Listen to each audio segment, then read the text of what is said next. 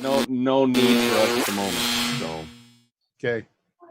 Yeah, what I misunderstood a little of that. They set up a Martian. Yeah, I saw it. I'll color after this. Yeah, they set up a Martian area. My thought. Thank you. Originally, it was told to me that they were setting up an area that they were basically bringing people in and, like a church or something like that. We can to put people into the thing like that, but it wasn't that. What it was a we marshalling can find area. out They were by going to put them up in hotels and stuff. holding them up against the keys that we have and see if they match. Yeah, I don't know how they can do that with that many people. So you know which ones are Misty Manor? They know what they're doing, so I'll let them decide. Yeah. And I've heard nothing from Shale, nothing from Lori. I would hear it from Shale probably before I'd hear it from Lori. To the best of my knowledge, Willis hasn't heard anything other than the things that I've been hearing, which is almost a bi-hourly something coming out of somebody. So yeah, okay. Can I ask an Easterner question? I don't know. Sure, go ahead. Yeah, being from east of the Mississippi, I'm new to this fire thing. Why is it when I get up in the morning that I can smell the smoke pretty strongly, but then it dissipates in a couple hours? Where are you at? Namakwa Hill. The pores in your nose clog up and you can't smell that frequency anymore. I think it's sensor error earlier in the morning holding the smoke down, and then it dissipates later in the afternoon as it rises. It's pretty definite. I mean, it's pretty it's the first day we just couldn't go out on our deck in the morning. And then a couple of hours later, it was noticeably different and tolerable. Yeah, yesterday was. Go ahead, Mike. I'm sorry. Yesterday was real bad. You could see it just, the smoke was just going due east right over our house. It was real bad, but today's not so bad. It's being held against the Front Range. Where do you live?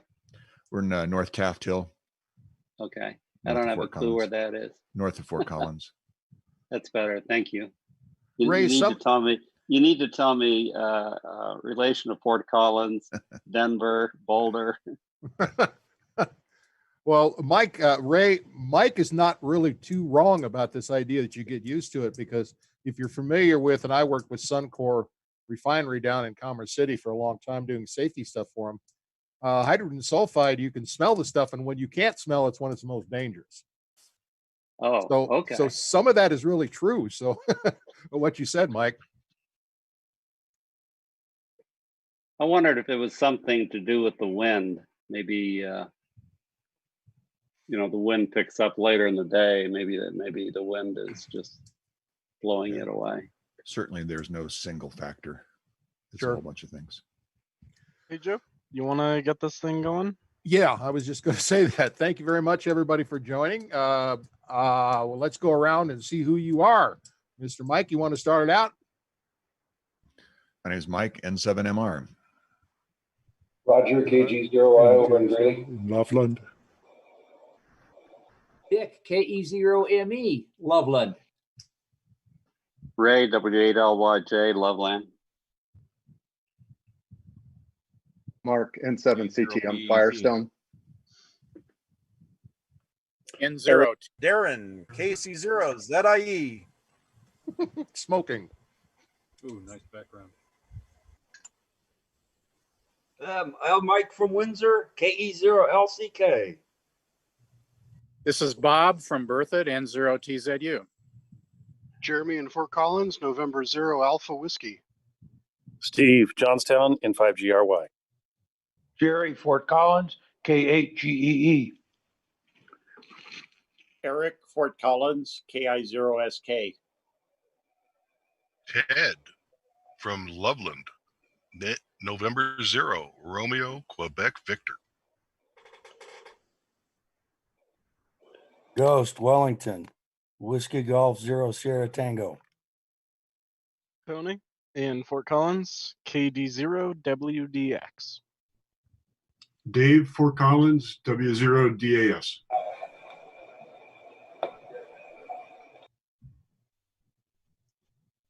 Did we get everybody? There's me, Rosa, KE0VTF. Anyone else? Dave WA1JHK in Firestone.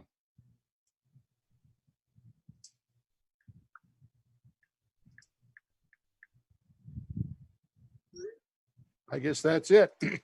Okay. Since there's no other chickens, start of the meeting, I'm gonna mute everyone here. When you go to speak, make sure to unmute yourself.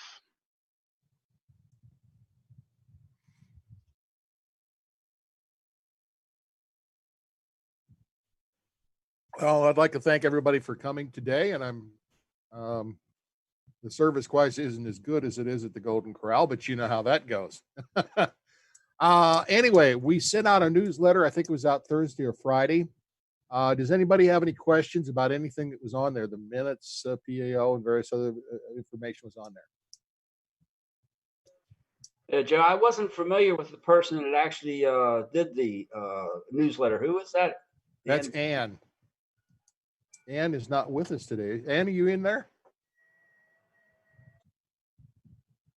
She normally is here, but let me look. I do not see her. No, Ann is doing that now. We're passing information on to her right after the board meetings, which are the second Tuesday of the month, and she sits in on the board meetings also. Anybody can sit in on the board meetings, don't get me wrong. We're just doing this via Zoom for obvious reasons. If you have anything you'd like to add to that, please send it to me and I'll pass it on to her. So, any other questions about anything that was on that? Okay, I've got a couple things. It's going to be kind of a short meeting today, which is probably good for everybody. Hamfest update. We're kind of in a bind a little bit, okay? Liz Jack is my coordinator from the ranch, and she's back from a little bit of a time off there, and we have actually booked that, okay? The 16th, I believe it is, of January. I could be wrong about the date. However, this is also very, very pending a lot of things that are going on right now. The only way that we'll really have a Hamfest is if we go ahead and everybody is going to be cleared and do this. We cannot put 150 people in there when we have 500 normally and really even break even. It's a very expensive venue that we use out there. And even to break even, we would probably have to have at least 200 to 300 people in there. Okay. Plus selling tables and various other things gets a little complicated. So what we did is we booked it tentatively, and it's going to be a kind of a no cost type situation. We probably will have to put down a deposit, but I have a note from her saying that she guarantees that we will get our money back if we decide in 30 days prior to that we don't want to do it. And we're going to decide a lot earlier than that due to table sales and various things like that. So we're kind of in between on that. We're just going to kind of have to wait and see what happens before that. Any questions about that? Yeah, Joe, have we considered, the club used to do 2 fests a year, a winter and a summer fest. Have we, one of the biggest reasons for doing it at this venue is because obviously we're doing it in winter and weather, et cetera, et cetera. If we switched it to spring or summer where weather is more amenable, we could do it outside. That's a very good point. We've actually talked about that, and we've actually talked about using the area that we use for field day the other time. And if anybody was out there, that's a way wide open type situation that we could put cars in there and whatever we wanted to. So that is an option. Right now, we're kind of dealing with the January one, and then we'll move on from there. And we've talked about actually running a virtual TechNet also for that period of time, because I don't want to leave you folks hanging. We need to do something. So we're kind of bouncing back and forth between ideas, and right now it's anybody's guess what's going to happen. Good question. Anybody else? Okay, let's move on to some new business, the Red Feather update, which is kind of old business. We've got a friend, if you will, in the Forest Service that's helping me. We've got a lot of non-committal type situations, either for or against it. But she's working with me quite a bit, and I don't want to give her name on the air, but she's helping out quite a bit. And so we're in contact. I've called her 2 or 3 times, and we're trying to work through the system to see if red feather update, as in Kelpecker, or possibly the Dead Man site is available. We don't know, and so therefore we're kind of in between on that one too. We've got the money, we've got the equipment, we can go up there anytime and do it. We just need the okay. Any questions about that complicated thing? By the way, NCARC has been involved in this for almost, at least a year and a half, if not 2 years, trying to get this thing going. Okay, moving right along. Hamlet class. This will be next Saturday at 9 o'clock, same time as we are doing now, about a week from today.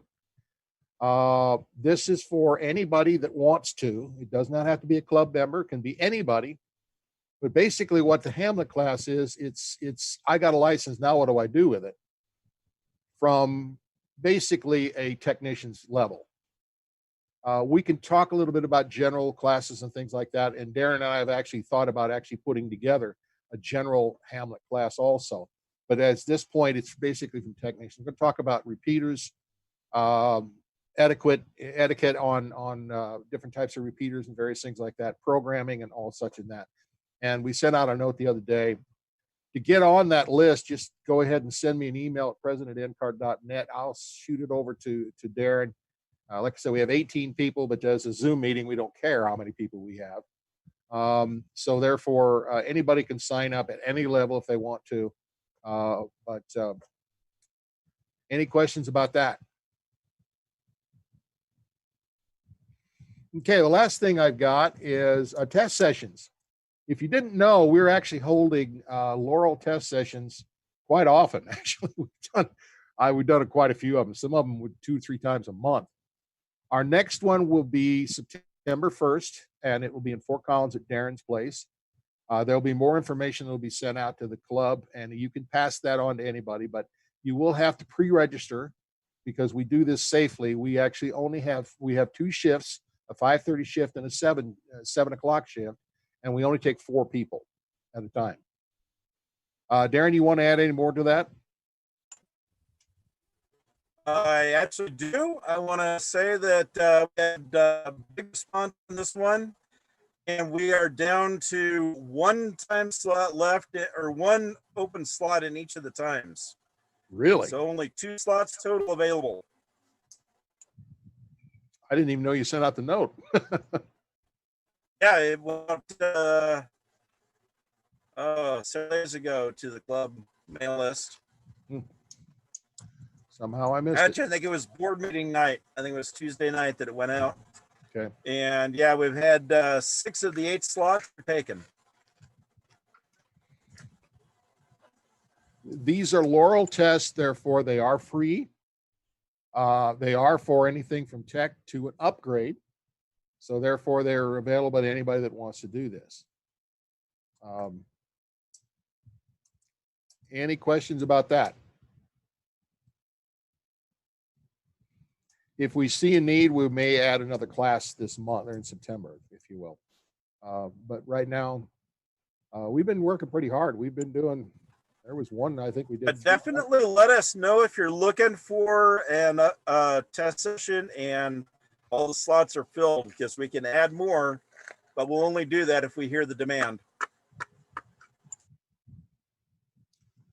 Any questions about that?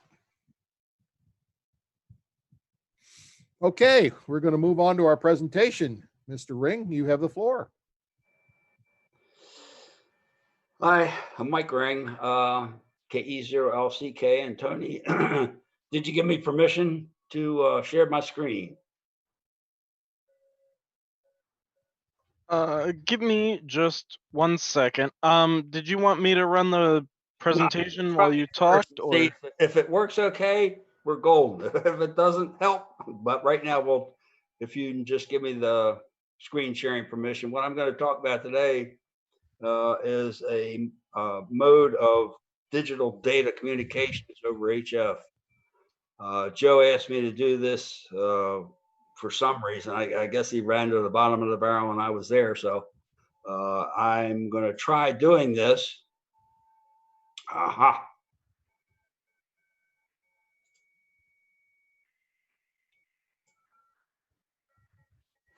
Okay, so we'll start out with a little bit of a PowerPoint presentation, and then I'll move over to, oh my God, live.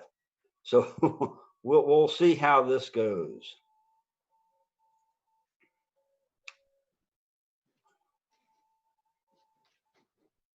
So far, down the tubes.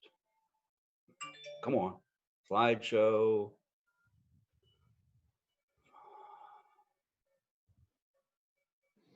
Mike, click on the bottom box. I don't know if you can see this, but right down in here. What's that? Of course. To make it a slideshow, you can just go down to the bottom list to the lower right-hand side, and there's looks like a little TV screen. Yeah, and then it'll give you right there, and that'll give you the full coverage, and then you can just use your cursor back, forward, and back. You can tell I do this a lot. I do it all the time, so thanks. So anyhow, we're talking about this package of software that was developed called WSJTX, and one of the components is FT8. It's a weak signal radio communication that'll pull information right out of the air that you might even not be able to hear on the speaker or headphones of your radio. And two people, Joe Teller especially, and along with a guy named Steve Frank, developed this particular piece. There are others, and we'll get into that later. There's a number of characteristics about the program. On this particular one, I just note that it's a 15-second transmit and then a 15-second receive, and it alternates back and forth. Since we've got the video capture running, I'll just put this up here and you can get the information about the software afterwards. There is a process involved. I have a Yaesu 857D, a signaling sound card, and I happen to use Ham Radio Deluxe because that's just the way I've done it. So you go through the whole process in order to get things started up. It's not complicated, but it does need to be done in a certain fashion. I've got two things here. One is a bonus, of which I will show you, called WSJTX Alert. It's a different piece of software, and it assists in running the program. I won't show today, but I'll get in. You can see here, there's another one saying JS8 call. It's a further piece of software because people say, oh, this digital data stuff is not really ham radio because you're automatically not talking to someone, but you're just conversing with the program itself. Well, JS8 call uses some of the same algorithms to be able to pull these weak signals out of the air, and you can have a keyboard to keyboard chat with somebody, similar to other pieces of software. And you say, hey, I don't have this or I don't have that. Well, the answer is YouTube University. You can go down here and you can see about setting it up for digital modes or starting out with FT8, or I have an ICOM 7300 or an 891. So anyhow, there's a ton of YouTube videos out there that will be able to help you with your particular setup. One of the things I want to mention, we talked about the 15 seconds on and then 15 seconds off, and it goes back and forth. So you have to have some sort of time syncing. And here there's another piece of website you can go to that'll talk about that. And we'll get into that in just a second. And oh my God, hopefully this will work. So let's go over to the live portion. And I already have my Ham Radio Deluxe running, which has a logbook associated with it. And I'll start up the WSJTX software at this point.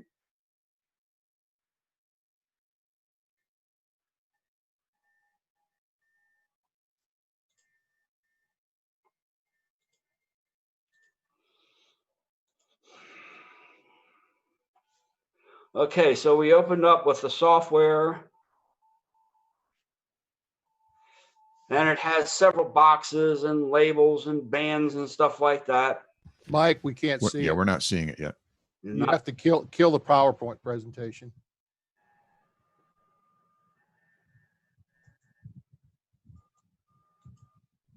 And Tony, how does he bring up his regular screen? Or Darren, if you're there? So if you when you go to share screen, choose the option that is screen rather than an individual window. How's that? Still nothing. There you go. Outstanding. All right. Love live stuff. Anyhow, this is the opening screen for the software. It has a number of pieces of information. It looks like a lot at the time, but it gets worse. Anyhow, through setting up your various settings, you can actually customize it to fit you. With your call sign, your radio. In this case, I've got ham radio deluxe running, but you have lots of choices. And that's what I'm saying. YouTube University can really help with that.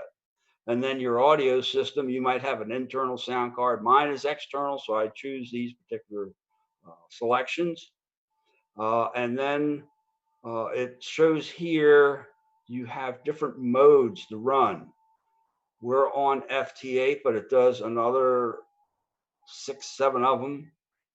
And depending on which one you choose, some of them are faster or slower than others. If you recall, I said this one's a 15-second one. If you go to FT4, it's 7.5 seconds. So they cut it in half. So the exchange is back and forth and back and forth. 15 seconds of a time at first may seem quick, but it's not really that bad. So we have our date and time. I've already used a particular time syncing program that allows me to get in contact with the, in this case, I don't know if it's WWV or whoever, National Naval Observatory or something like that. So we're in sync with UTC as best we can. Because what will happen is if you try and get something going out of sync, and we might see it in a second, I'll point it out where somebody's out of sync. You're trying to transmit and they're trying to transmit at the same time or vice versa. So you don't really get your signal through. So in this particular case, mode we picked was FT8. We're going to choose 20 meters. We can choose lots of different things, but we'll stay with 20 meters. And that sets us up to be at a certain frequency. Everything's upper sideband. Even when you're down in the 40 meters, whatever, it's upper sideband. So we'll start it up and see what actually happens. First, I'll start it up and you'll see this bar running across here. And you'll see it's a 15-second on, 15-second off. Down in this lower portion down here is a waterfall. So this waterfall is beginning to run and you're seeing some of the signals that are moving around coming into the particular software. On this upper left-hand box up here, you'll see the incoming activity from the people that are trying to make contacts. And as we go through our 15-second rolls, more and more will come up there. On the left-hand side, you can see the incoming signal strength. You can adjust your sound card to be able to get that into the proper range, which is about midpoint. So right now it's a little slow, which is interesting. I was on earlier and it wasn't too bad. So anyway, there are several methods to be able to either receive the calls and make contacts or to go out on your own. Obviously, you do this on voice where you have the selection down here of CQ. You're going out and calling people. So we'll check that off. And hopefully in a second or 15 actually, we should be able to generate some signals going out to whomever's on this frequency at this particular time. So here we have our first transmission. I am actually transmitting for my 15 seconds. One of the things you want to do is to make sure that you're not using too much power. Weak signal does not mean you use 600 watts of power. If you use more than 30, you're cheating. So anyhow, it is amazing how well it will be able to receive signals. And depending on where you are and what time of day, you can get the gray line. And I've gotten Russia easily, Hawaii, Japan. It just depends on where the sun's coming up or going down, how well you do. So here we have a listing of signals that are coming in. Some of them are already in conversations, either reporting signal strength or perhaps acknowledging the other contact of it. Some of it is they've received their complement of exchanges and have said 73, which will do something special if you set up your software particularly. In this case, we have different color codes that are showing people that are calling CQ as opposed to those that are in the conversation. So at the same time, we can watch things happen as far as coming in on the 15 seconds and going out on the 15 seconds. Not a lot of activity. Usually on a Saturday morning, this time it's a little bit better. So Mike, how about killing your CQ and answering one of the CQs coming in? So I just double clicked on him and I went after him. So now he's been calling. I've enabled my transmission to pick him up. So you'll see the generated messages change to his call sign saying, hey, I want you, AB9B. In this particular case, I know he's USA. I don't know where he is. But if you remember, I talked about a bonus situation piece of software that I will now bring up called Alert, WSJTX Alert. At the same time that this information will be coming in, this box now showing WSJTX Alert will highlight those that are specifically calling CQ, or if you've set it up properly, that are calling you. You can set it up with, I want a grid number. I want a certain state. I'm trying to get all 50 of them, something like that. You can set the software up to be able to narrow it down to particular selections. So here we've gotten a couple that are called in. These colors are changing. And what you'll see down here is this guy's in Florida. I didn't see where this one was. It moved by a little quickly. But he's, this AB9B has made contact with another station, has gone through his process, and has made the final exchange of, 73. We're done. So he's calling out and we're calling out. He is in Illinois, and I haven't been able to get him. It went by quickly. He's in Illinois, so you may or may not get him. That's what I'm saying. I'm using 30 watts, and I have an HOA compromised antenna that runs between two trees below roof level on the two houses, mine and the one next to me. So anyhow, it can be a challenge, and it is a weak signal. So where are we? We haven't made a contact yet. Ta-da! That's great. I love live. So anyhow, we have a waterfall showing where the signals are, and you can see them streaming down. Some of them are weaker than others. Nobody's really putting out a lot of power. When you see the big red streaks coming down, then you know somebody's using a lot more than 30 or 40 or 50 watts. So here we are. Come on. Contact, please. I love live. So I'm going to go back to CQ.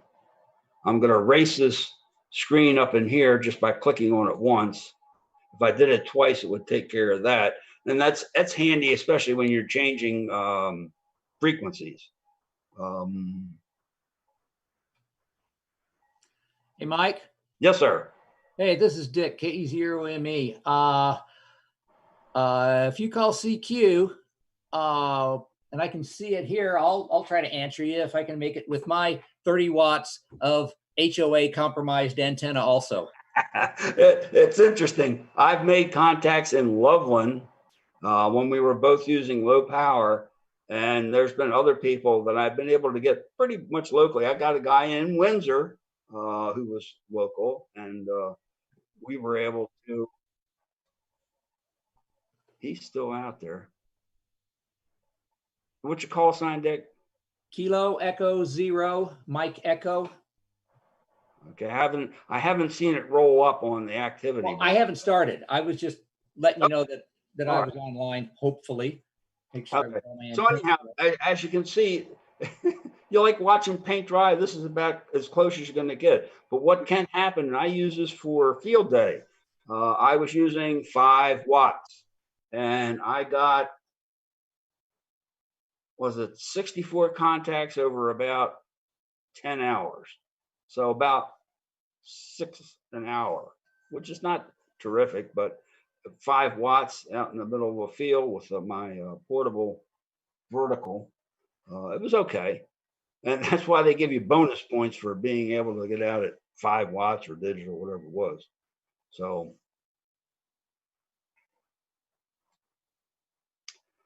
All right, I answered you. Let's see if it rolls up here. I don't see it. How do we know someone isn't transmitting at the same sequence as you are on your frequency? Column here, there's a differential of time. That's what that DT stands for. So you have your universal time down here, and these are what people are having on their particular computers as they transmit and what the differential is. So that's not bad to here. What'll happen is if you get like a second and a half off, you'll get a block around your period of time glowing red, indicating that, hey, bud, you better do something about your time syncing. But these are all pretty good. This column indicates the signal strength. This is the particular piece of the frequency that they're on. And obviously, they're calling to, from, and their grid square. So as we go out, we're transmitting, and it gives our universal time. So it'll lock in on one of these. And here we are at a particular piece of the frequency, which you can change to a more open area. And if I double click this over here, I can move up to this area here and be away from traffic, I'll say. Right. Hello? But you don't really want to do that. You want to let the software do the work. Ted, if you see the waterfall, you see all the bandwidth there. It's time domain slot. So what the software does is it looks for openings, and if it's busy in one area, it'll move to a different portion of the band and stick the transmission in there. Well, it depends Hello? on Hi. what Hello? you checked out, because certain Hello? ones, if you check off, you'll be holding your transmission frequency.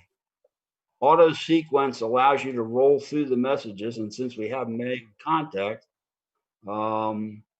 it's hard to see, but it'll go through a sequence of hello, I hear you, your signal strength is, my signal strength is, okay, we've made the exchange of call sign, signal strength, and location, and we'll just go on to 73. Pretending we had it, what will happen is a box will pop up saying, okay, you want to log this? And you say, yes, I want to log this. And if you click on okay, it'll put it into a log file that it has the choices of. And in this particular case, since I've got HRD running, it'll go over and also put it on my my log for that, which is also allows me to go to the logbook of the world. Hello? Okay. Yes. Yeah, the waterfall display is not calibrated. It's impossible to tell how much power somebody is running from the waterfall. You can see that by adjusting the RF gain on your radio and watch what happens to the waterfall. Okay. Somebody got you. Yeah, hopefully, but this we're rocking along 15-second intervals. If you see something that's very faint, obviously that's not a strong signal. The color code could increase as they get a stronger signal. It might not be a true indication of power, but it is signal strength. Right. It may not be calibrated, but it is relative. Right. So anyhow, well, sort of. I mean, bring it up, change the RF gain on your radio, and watch what happens to the waterfall display.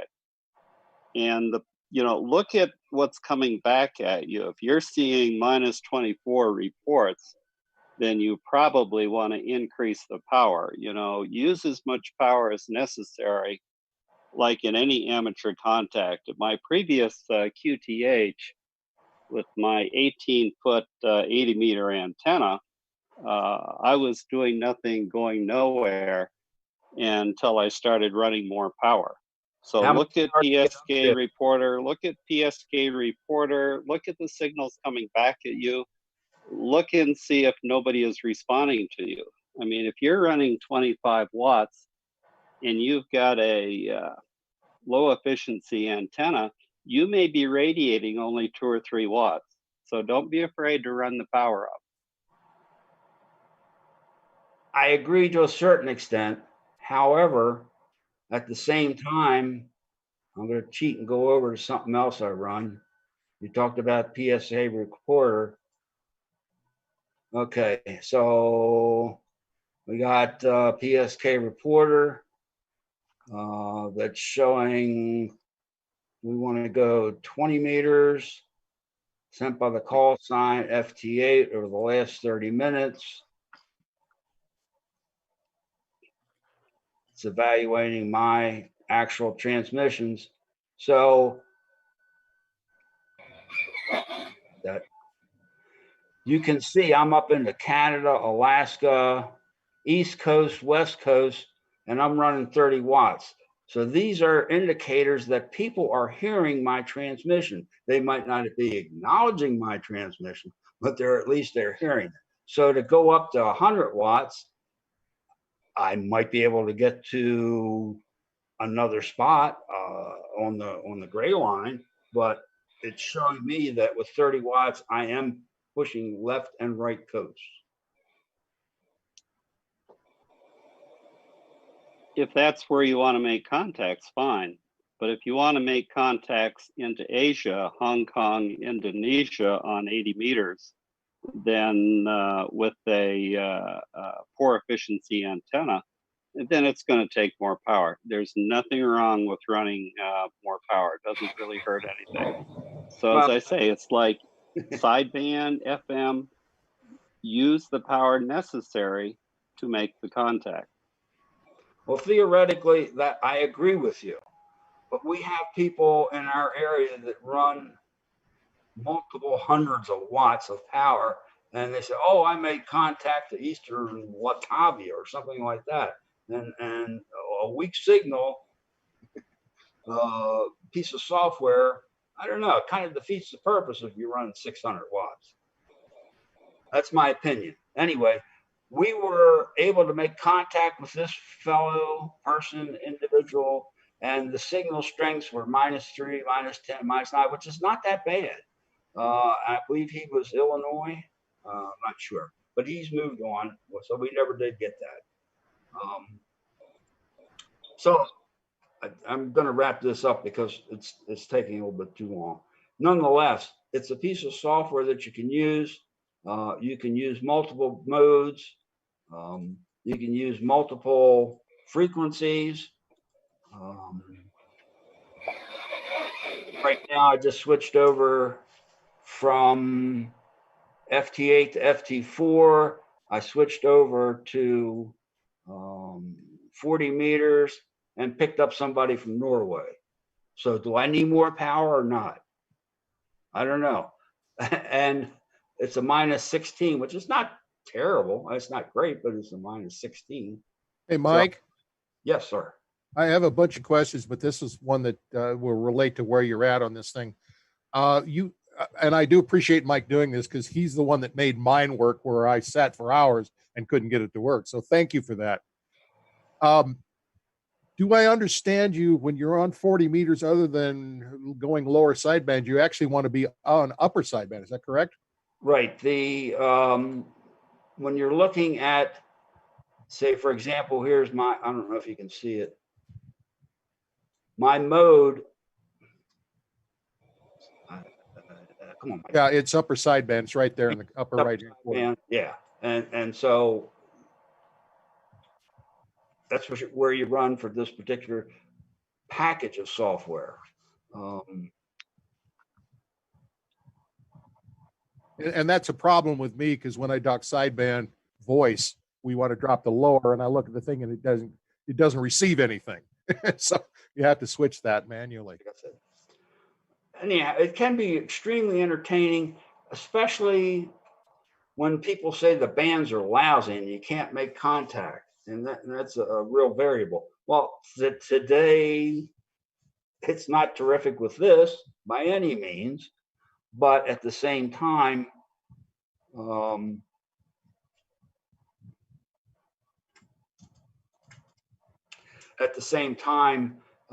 can pick up things off of these pieces of software. And like I said, this is just one of a package. The JS8 call one is another that you can actually go keyboard to keyboard on. There's a new one on, I don't know if any people are familiar with WinLink or RM Express, however you want to talk about it. There's a new one for HF communications called VARA.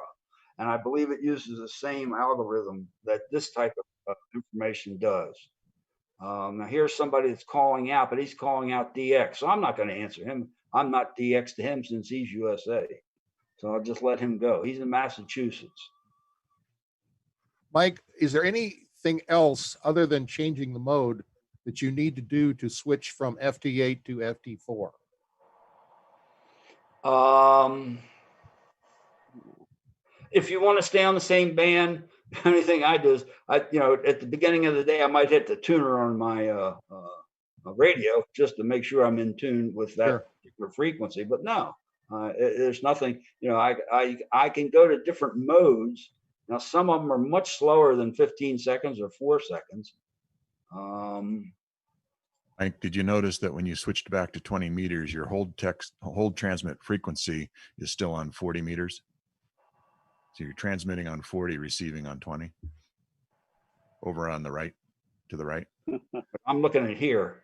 Yeah, a little more to the right. You see the hold transmit frequency selector down a little bit. See, you're transmitting on 40 meters. Uncheck that. Yeah, I unclicked that because otherwise it doesn't automatically go to their frequency. When you try to bring, there you go, right hit there. a CQ. Mine is always unclicked, and therefore, because I read somewhere that it will automatically select their frequency when you hit your CQ. And bottom line, it wouldn't do it. And that's what I had that checked. Right. Hello? Hello? Yes. It's kind of recommended you leave it checked and find a hole in the band and stay there.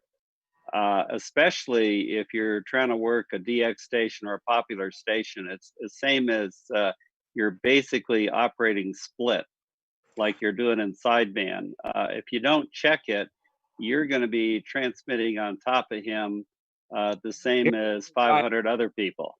Before this rolls away, here's one person that's at a second and a half off from synchronizing his clock to the right time. So it'll put a red box around it. I didn't mean to interrupt, but I just happened to catch the first one I saw. Yeah, good point. Anyhow, this alert thing will populate ones and give you the state. I'll try Washington, see if that's a little bit better. Sometimes my left is better than my right, but anyway, it's for weak signals. You can play with it in the middle of the night, and I guarantee you'll be able to get somebody on there. These are all the people that are calling out that are in the area, so to speak. But you may or may not be able to get them. Right now, I'm using, yes, a horizontal oriented NZ wire. Anyway, I don't want to take too much longer, but Oh, anyhow, you're doing fine on time. That's not a problem. I was just hoping we got one where it came back, and but we still haven't been able to catch up to somebody else. So I noticed on one of the YouTube videos that they talked about it will gray out someone that you've already talked to or got in your log. I've never been able to find where that switch is. That being the alert rather than. There's a couple places you can get to it under your settings. You can have checks for what you want to highlight. And I've never seen that somewhere in here where you can prevent calling again the same individual that you've already made contact with, and it's in here somewhere. And I know it's also under the WSJTX alert settings where you can set up not only call signs, but your preferences might be that you're looking for a grid or something else. Oh, I never tried that one. There are so many, it's like any piece of software. The more powerful it is, the more complicated it tends to be. So anyhow. There's a new companion program that's done by N0TTL called Grid Tracker, one word. And it does some of what you were talking about. Use it instead of JT Alert. It passes data from WSJTX to your logging program. It's free and it's pretty impressive. It's Grid Tracker is the name of it. It's also free and it does a lot. Like here, I've just got a couple of things checked off, but if you wanted state or a zone or a grid or continent or works in just a marathon, then you can leave messages and you can highlight different pieces. Like I've got it set for miles. It does quite a bit. And like I said, the more powerful software is, the more complicated it tends to be. What was the call on that grid tracker again? It's written by N0TTL. I don't know him, but local, wasn't he? Pardon? I think he was a local person. Yeah, he was local. He was actually a club member. Our club actually did an interview with him on the Grid Tracker software. It is quite cool software, but it is available on the YouTube channel. Cool. It is awesome. I think it works easier to use, works better than JT Alert. One other question that I have, and these are for people who run our Ham Radio Deluxe. When I get calls in, I've been using this thanks to Mike for months now, or for weeks now. And what I've noticed when there's an automatic login to HRD, but it doubles up. In other words, I get two entries all the time. I have to erase one. Anybody else had that problem?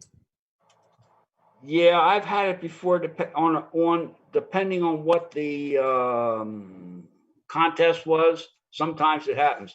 Like this particular one, I pretended to log in this contact here, and it only put one in, so that wasn't an issue right there. Everyone I've done, it's doubled up on. Well, the only thing I can say, Joe, it's a setting somewhere. Okay, I got that. Okay. Now, I was talking to somebody else during the week, and they were telling me that they can use WSJTX and go directly to Logbook of the World. I don't know how they do it, but it's one of these things where I found something that works. My combination of radio, signaling sound card, which is external, and the computer that I'm using works. So I can use it for WinLink. I can use it for JS8 call. I can use it for WSJTX. So I found something that works.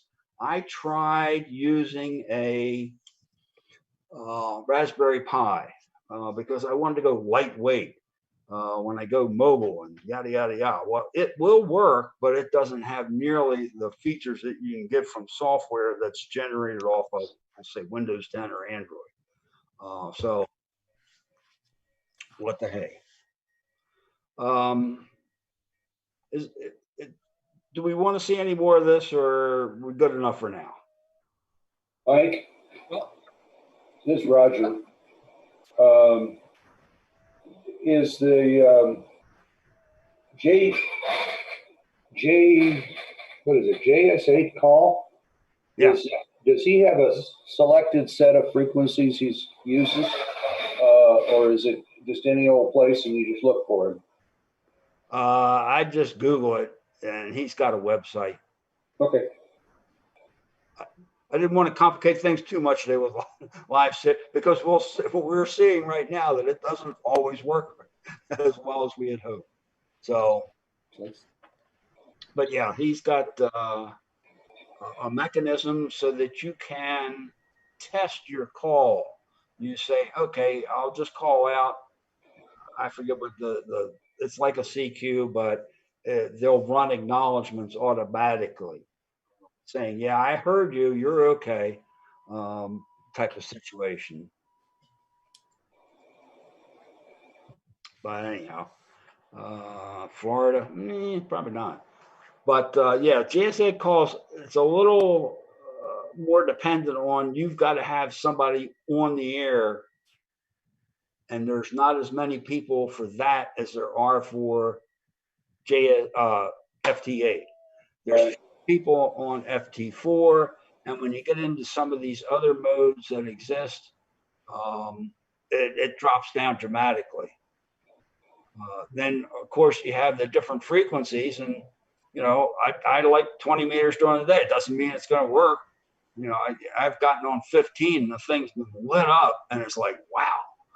So it just depends. Yeah, and with the sunspot cycles coming around, I think, at least from what I've read, it's your comment about lower power is probably going to be more and more pertinent, that you can talk further with less output.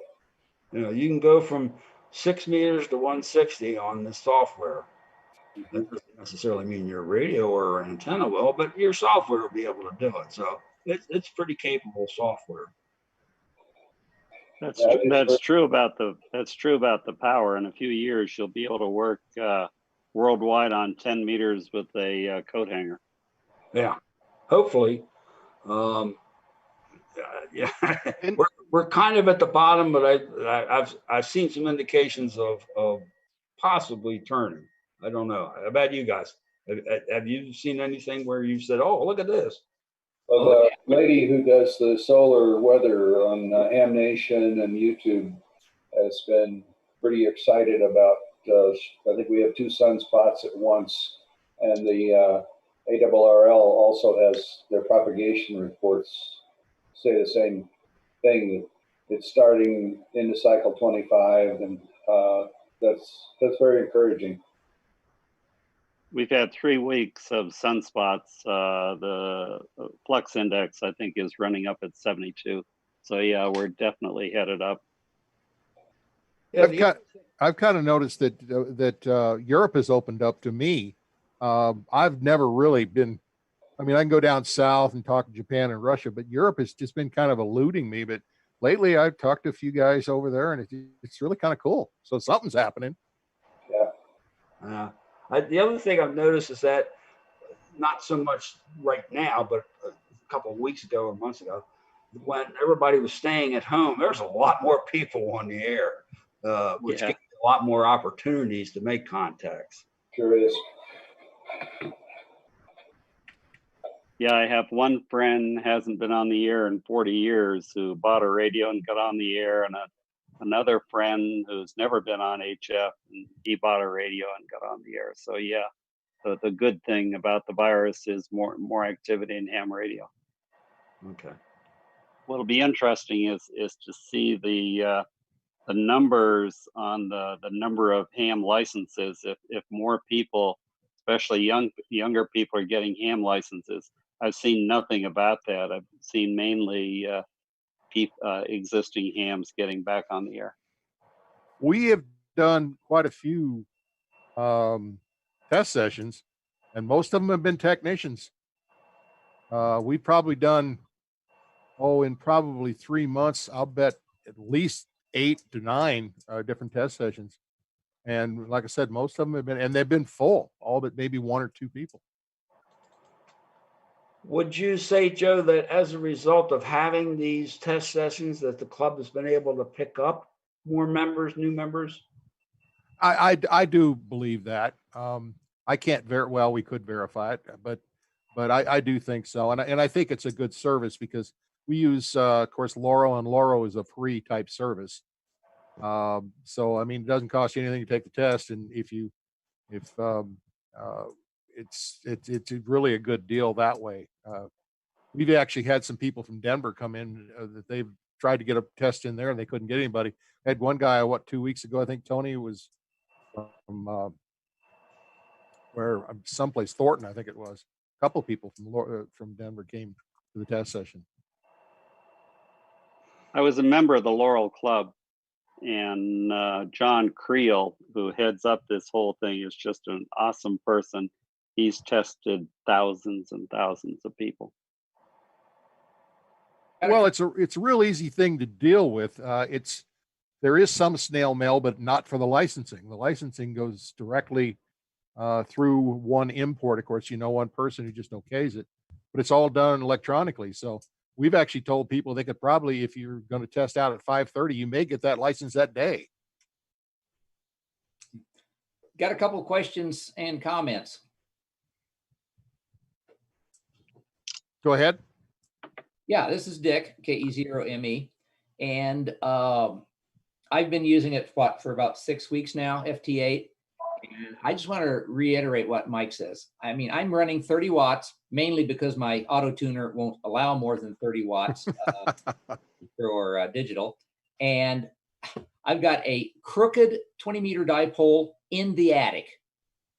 And I've got virtually all states, just about. I'm pretty sure I got all states worked. I don't have them all confirmed. But I've got like 20 countries. And I think it's, at least for me, it's kind of heavily dependent because, like I say, I've got like an L-shaped dipole, and we'll just leave it at that, broken leg dipole. And it's like I can get into Moscow all the time. I can't talk to Germany, France, or England, so it's very, very interesting from that. And 2 things about getting it set up. Make sure you have an IT person handy. I had to use my grandson.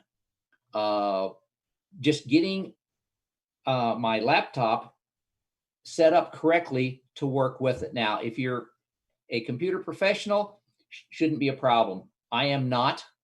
So that was the hardest part for me, is just getting the computer to talk to the radio. And I've got an ICOM 7100, so it's very simple. Just plug in USB cable and you're ready to go, but you got to hit all the settings correctly. One other thing, I think, Mike, you kind of mentioned it. You don't have to just wait for somebody to call CQ, and you don't have to just call CQ yourself. By unclicking the CQ only button, you can see, the conversation on that left side. And many times I've done this is I'll watch it, and then they'll say, 70 R73. Well, I'll go back immediately and call that station. And, sometimes they'll come back to me depending on things. So, it's just kind of like, regular voice. You can call CQ, you can listen, you can jump in at the end. So it's kind of fun with that. But there's not really anything I found on the internet about maybe how to operate it. So there's a little bit of a maybe learning curve on that one. That was it. It's been a lot of fun. And like I said, yeah, you can work stuff. It's out there. So that's my thoughts. I agree. You can call anybody anytime. Just don't call on their frequency because you may knock out somebody they're talking to. But most of the time, I'm not calling somebody who's calling CQ. I'm just calling a station that's interesting. Just put them on a different frequency when you transmit. I was wondering, that's one thing that we said earlier also, something about the program auto moving the frequencies. I haven't seen that happen. I don't know which person made that comment. So if there's some more information in that, I'd like to get some information. That only works when you're in fox and hound mode. Okay. If you're working a DX, if you're working a DX station in fox and hound mode, you always call them on the high end. And when they respond, they will move you down. Fox and hound mode, they can respond to multiple stations simultaneously. And it's a way for DX stations to make considerably more contacts. I know where the setting is in the Mac, but I'm not sure where it is in the PC. But in the Mac, if you go to the advanced settings, you'll see special operating activity. And that's where you would select hound because you're chasing the fox. It's also got ARRL Field Day, North American VHF contest, but that's where all the special things are. Right. Mike, where's that setting in the PC? It's under, I have it, Mike, if you don't mind. Go ahead. It's under, you go into, let's start from the beginning. You go into the big screen, not the waterfall, and you hit File, and then Settings. And then from Settings, there's a bunch of tabs across the top, General, Radio, Audio. That's where you set it up. And on the far right-hand side, where is it? It's under Advanced. And then, like you said, the spatial operating conditions, and it has the fox and hound and those different things. I use that if you're going to work a DXpedition, you need to go to their website and find out what frequency they are on. And if they're operating fox and hound mode, they will probably be on a different frequency, and then you'll need to go to frequencies and add their frequency. But yeah, it's important that you read the instructions before you operate in that mode, because you can do some things that will make a lot of people unhappy with you. For one thing is you need to transmit, I believe it's above 1,000, because they're going to move you below 1,000. That's and correct. the response is different. Okay, so you're saying they're off of the, everybody's on 14.074. They have a slightly different frequency, because I know it's not, it's not cast in concrete there. They should be using a different frequency, because a station operating in fox and hound mode when other people are not can cause problems for other people. Now I can see how it was developed by Joe Taylor and the other guy to allow DXpeditions to make substantially more contacts. It's a little controversial because they are actually transmitting more than one signal simultaneously. So they can be working maybe up to 6 stations, so they will respond to 6 stations, and you have to watch carefully to be able to tell when they're actually responding to you. It's one carrier transmission, but multiple audio frequencies that allow you to decode that. Yes. While we were running, I left the software running, and it was able to generate a contact. If you can see here, I got this station here, and that's me. So that's you? That's me. Terrific. All right. I'll put that in the log, and I'll post it to Logbook of the World later. But anyhow,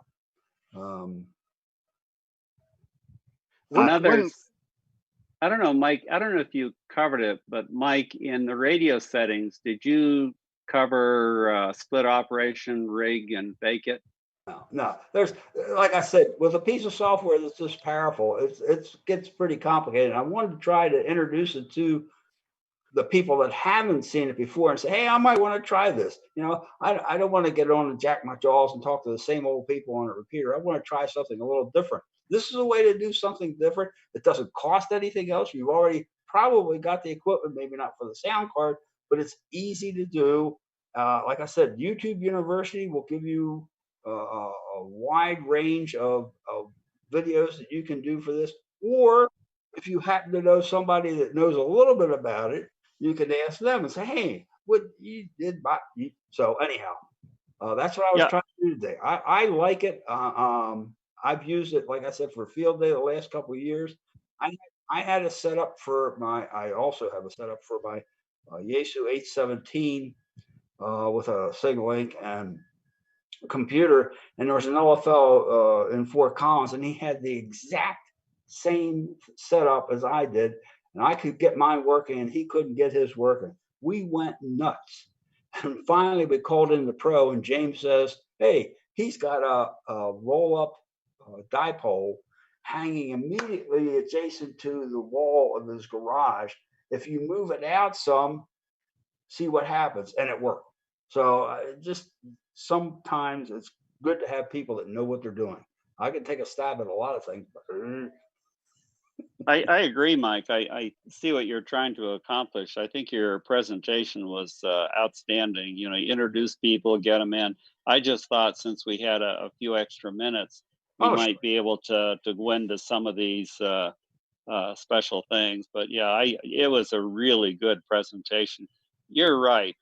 Trying to get the radio talking to the computer is extremely frustrating. And occasionally, even though it's been working for a year, something will happen. Oh, sure. Yeah, I agree. Go to YouTube or call an IT guy or spend frustrating hours fooling with it yourself. Yeah. One thing I might add to that is something that I was frustrated with when we put mine together. And I've got the now extinct, which is really too bad, an FT1200 Yaesu. And it doesn't have a sound card, yet there was nothing in the manual that said it didn't have a sound card. So there are some, if you have a sound card, you just, well, I guess you just plug it in, right? But we had to go out and get a signal link, and there's a variety of these. I found that this was actually the best service that I got from people about what to do and what to this and that. Very simple to set up. But there may be some other equipment that you might need. Plus, it always helps to have the right license for this too, a general license. Mike, did you mention? I think you touched on it, the timing situation, and I can't remember. I'm using Dimension 4, by the way, for my time source, and I think you'd mentioned another one. Did you want to touch on that just briefly? Because you have to have it to make it work, obviously. Sure. Screen sharing.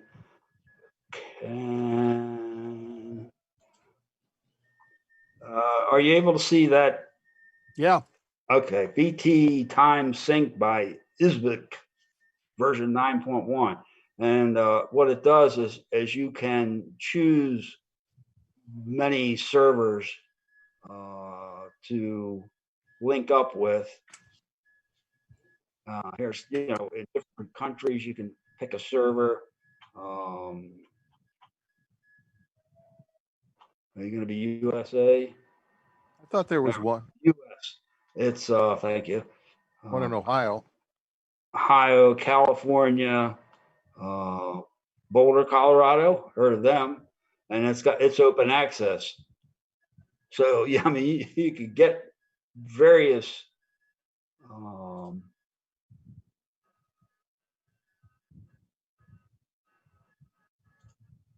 Okay, here we go. Various sources to hook up, and then there's some other information up in here. I don't screw with it. It's one of these deals where it works, and then you get a button down at the bottom that says sync now. So you look down here, and I hit sync now, it changes. It's gone back to wherever you set it for. Say, hey, what's the time? You can do that repeatedly, and then I just leave it in the system tray alone like that. So yeah, I that's one particular one that's worked, and it's one of those situations where if it ain't broke, I'm not going to try and fix it, because that's what I tried doing with that Raspberry Pi. Mike, what are you syncing? Are you syncing the computer or are you syncing the software? Yes. The computer has the time on it. The software doesn't keep time. It looks at the computer and says, "What's the time? What's the time? What's the time?" Okay, so it is syncing the computer, and Yes. then of course the software picks it up. Right. So I strongly recommend that after you have settings that work, that you take a lot of screenshots and write things down. Absolutely. There's nothing more frustrating than having it work for 6 months and can't get it to work and can't remember what you did. Especially my your type. rig settings. That's how I do it. That's my. Well, I call Mike. It's simpler. I just call Mike. Would you like his phone number? Yeah, I think I would. One comment on FT8 that I really like about it, since there's a watering hole on each band, it's really easy to tell if the band is open, where you might not call CQ on sideband or CW. You can tell on FT8 if people are transmitting, or if you transmit a CQ on FT8, it's really easy for other people to hear you if they're listening. So 10-meter openings, 6-meter openings have been huge with FT8. And especially if you're a technician, you got a 6-meter radio, throw up a 6-meter dipole, you can start making contacts all over the US, especially in the summertime. One of the things I do is talk about taking screenshots. Well, I save where I got the information from. Yeah. Particular one that happens to deal with another piece of software that I use for WinLink. And you bet you, buddy, I keep some of these locked away in a vault on the front porch, because inevitably the computer will crash, something will happen, and your settings go, and you go, gee, that's like the other day. I've used this 857D for years and years and years, and I don't know what I did. I hit a button, and I lost what I had. And it's like, what did I do? What did I touch? Now that I'm sitting on 5.034, how did I get there? And how do I get back to where, it says, horse tooth or whatever. Yeah, I pop those puppies in somehow. Whether it's a YouTube video that you save forever, whatever it takes, but you could ask people. I don't mind people asking me questions. I don't know a lot. I got it barely enough to get it working sometimes. So, what can I say? The hardest thing was the Raspberry Pi. Trying to use that for WinLink. I got it going, and it works, but I don't like it that way, so I've dropped it. And it wasn't that expensive to try. Raspberry Pis are fun. They really are.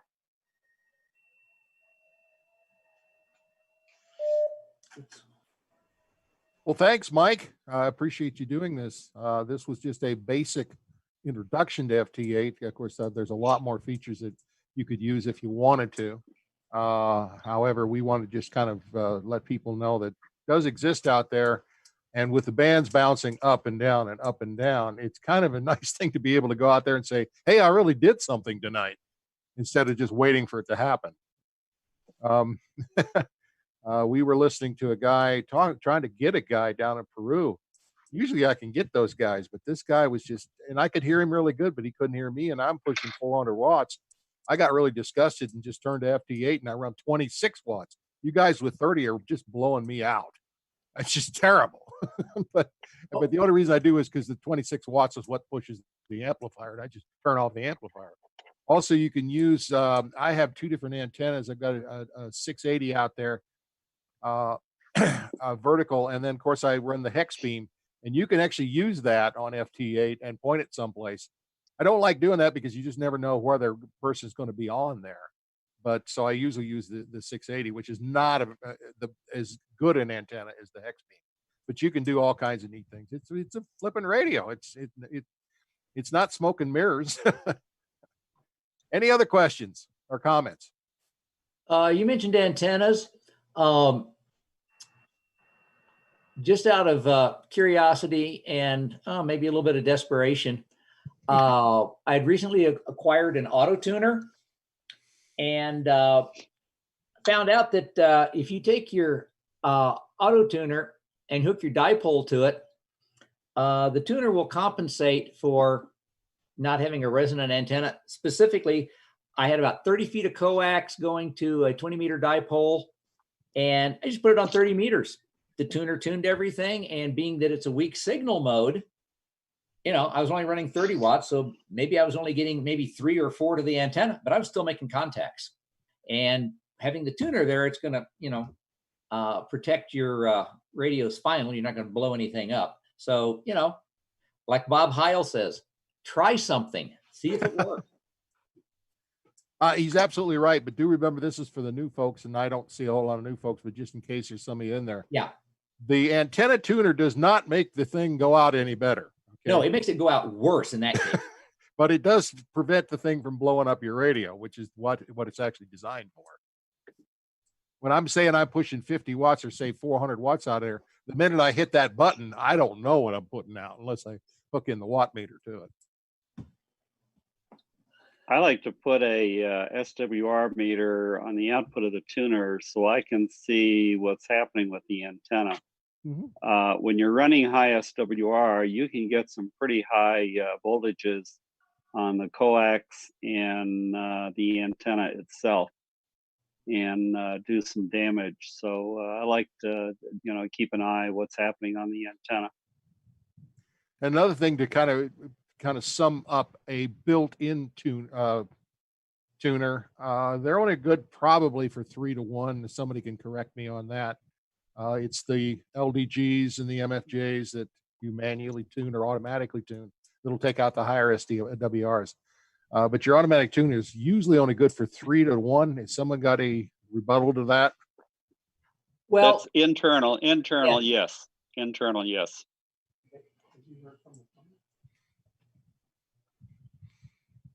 And these are for new folks. We get these questions asked at usually every meeting, or not every test session, things like that. Well, what do I do? What's this antenna tuner? Well, it's really kind of a poor word for it because it's basically a safety for the radio. It doesn't have anything to do with tuning the antenna. You kind of wish it would, but it doesn't. It's a matching unit, really. Think of it in terms of water. You've got a 2-inch water pipe and a 1-inch water pipe. You slide the two together, and a lot of water ends up on the ground. The tuner is really a variable coupler that couples your 1-inch water pipe to your 2-inch water pipe. Good point. Ann, are you there? Ann, are you there? I see you. She's muted. And unmute yourself and say hi to Mike. Mike was asking who is doing the newsletter. This has been an excellent presentation. I think as an introductory, get people started, get their feet in the water. It's been just outstanding. So thank you. Well, there's a lot of people that know a lot more. And now that I see Bill, AB4TC, it reminds me, he was the one that said, hey, I use FT8 and I go right to Logbook of the World. So people have learned different things, and it's like anything else. You join together in the community of what we have, and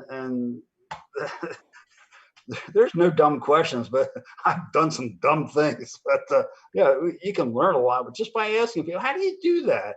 And I said, really? Oh, okay. And it's just fun. It really is. I mean, you can spend 5 minutes on it. You can spend hours on it. Like I said, when I had up the piece of software showing, what was that?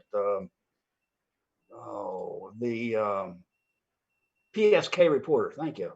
And you could see the gray line coming around the world. I just noticed that, like, it was, I don't know, 10 o'clock in the morning, I was getting Europe, and 4 o'clock in the afternoon, I was getting Japan. And it's like, wow, how did that happen? Hitting the gray line. You know, I never thought I would ever be able to do 5-band DXCC with my marginal 80-meter antennas. And with FT8, yeah, I was able to make it happen. It's a whole lot of fun, but it also, I'll warn everybody, it can be addictive. That's a good word for it. I spent a lot of time on FT8 6 meters. Anybody else have any questions or anything else for our little show here? Well, Mike, I really want to thank you for doing this. It was perfect. Literally perfect. Do remember one other thing that you can send if you have any other questions about FT8 or anything. You can actually send a note to Elmer's, and even though it goes to someone who doesn't do FT8, it'll get passed on to whoever does. So if you have any questions or comments and things like that, I just call Mike. It's simpler. So Hey, Joe. Yes. Dick, KE0. I mean, one other little just side note, and this is not restricted to FT8. I don't know, Mike, if you've seen that or not, but occasionally I will get a really strange DX call from a grid square that's apparently in the middle of an ocean. And I'm trying to decide if these are valid or if this is just somebody playing around being stupid. They're usually pretty weak signals. Have you seen anything like that? No. And I don't think the call sign is even a valid, like Y11. You ever heard of a Y11 prefix? So anyway, just be aware there are, possibilities, just like on, sideband, that there are people that don't play by the rules. It's not a big deal. Just don't answer them. There's also what they call false decodes, where the software tries to identify the signal and something went wonky. And so it's a weird call sign, a weird grid, or even a right call sign that the grid doesn't match up on the other side of the world. And some of those things happen. But with that said, there are a couple ships out at sea that are on FT8 quite frequently and will sign /Maritime Mobile as well. Usually a couple European stations. This is Swedish R, so I just don't know what a Y11 prefix is because it's not in my list of prefixes. Yeah, that's probably just a false decode where you didn't quite get all of the signal. And yeah, it's minus 24 dB and he's 1.5 seconds off, so that's probably what happened. I say get the QSL card. You may save someone in a life raft. Well, he never came back to me other than that. So it didn't come in a bottle, right? No, and I have no idea. But anyway, but that's a good point because I hadn't thought about it just being a false decode there. So interesting. Yeah, I was fortunate enough when I first got into it. Like you said, the addictive part is like, ooh, I've got the chance of hitting all 50 states of something. So anyhow, I went through the entire process, morning, night, whatever. And I got Alaska and Hawaii and stuff like that. I got 49 states. Guess what my 50th state was that I had the hardest time getting? Colorado. Wyoming. Yeah, Wyoming. Yeah. Shooting right up across the major areas. And I'm going, I got on their club channel and was talking to somebody. I said, well, I know a guy that's right up at the top of northernmost part of Wyoming. See if you can get a hold of him. So I'm texting him and stuff like that. I said, okay, I'm calling out. He says, well, I can hear you calling out. Can you hear me? I said, no, I can't hear you. So anyhow, Greg Ella has a piece of property called Rattlesnake Ranch, and it's up on the hills of what's it called? Shoot, name of the community, I can't remember. Whale Rock. And so anyhow, I go up on his property, and you're looking down into Wyoming from there. It's like this. Aha, I see you. And I finally got somebody. But it can be exciting. It really can. I mean, I did it. You try something else. But for me, with what I've got, I was tickled. I really was. And it's fun. It really is. May not be for you, but hey, there's a lot of different things I've tried. This one stuck around for a while. I'm going to keep it just because, like I said, I can get on it and do 10 minutes and see if I can get anybody. And if it's really hot, like I get on 15 meters or 6 meters or something like that, you go, I don't normally get that. And then that's when it gets to be addictive. One more, just one more. Wait a minute, honey, one more. Oh, I might mention one other thing. I forgot about this, and I got it on my list, and I just blew right by it. For all you gearheads, or in England, as they call you, petrol heads, W9IMS is coming back on the air starting Monday for a week. That is the Indianapolis Motor Speedway. They have a race this coming weekend, the 23rd, I believe it is. So you get the card. I've got someplace there. There's my big thing there. I've done it every year. You have to really get 2 races, but you can get the one, and that's fine. It's W9IMS. They're really 20, 40, pretty much start. And they're starting somewhere around 11 o'clock their time on Monday. So I will try to get them at 11:05 if I can get them. But what mode is that usually in? Sideband. Joe, do they work that as a special event? Yes, it is a special event. They've run it for, at least 10 years that I know of, and probably longer than that. You can check them on QRZ at W9IMS. It's really a super bunch. And what's nice about it, if they got time, they'll sit there and talk to you. And I've been on it so long, they just say, well, okay, Joe, what do you want to talk about? So it's kind of fun. I've been in racing forever, and I can't afford it now, so this is what I do. But they start on Monday the 17th, and they'll go all the way through that weekend, and then, of course, they're done, and then you can get their cards. They ask for a little donation of $5. I usually send them 20 just because I feel sorry for them, because they work late, and same guys on for 10, 12 hours at a time, and they're just getting hammered. So they're really a good bunch. I picked up the Navajo Code Talkers on a special event station just 2 days ago. CW. I tried to get them on voice yesterday. I could not get them. Yeah, pretty cool. Yeah. I should have tried CW, of course. Oh, wait a minute. You have to know CW, don't you? Oh yeah. Are you no code extra? Are you? Not yet. That's why I've got an extra license. If I had code, I wouldn't have never got it. So, anything else, folks? Well, thanks so much. We will see you again next week, next month. I mean, don't forget our Wednesday night thing. And if you're interested, we've got 2 slots open for upgrading your radio license. Thank you very much. Y'all having a good day. And thanks, Mike. Thanks, Tony, for running this thing.